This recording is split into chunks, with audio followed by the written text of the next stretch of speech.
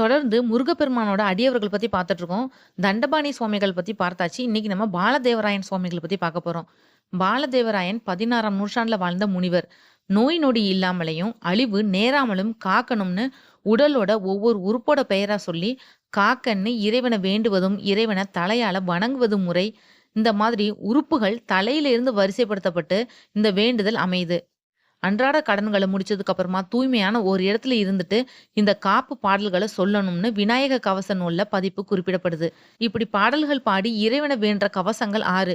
1வது சிவகவசம், 2வது கந்த கவசம், 3வது சண்முக கவசம், 4வது சத்தி கவசம், 5வது விநாயகர் அகவல், 6வது நாராயண கவசம். இவைகள்ல கவசங்கள்ல உலகம் முழுமைக்கும் உள்ள ஆன்மீக நண்பர்கள் பெரிதும் பாடி வேண்டும் கவசம் கந்த சஷ்டி கவசம் தான். இதை இயற்றிய முனிவர் தான் பாலதேவராயன். இவரை பற்றி ஏற்கனவே நான் வீடியோ போட்டிருக்கேன். ஃபுல் வீடியோ லிங்க்ல கொடுக்குறேன். நேரா இருந்தா அதையும் பாருங்க.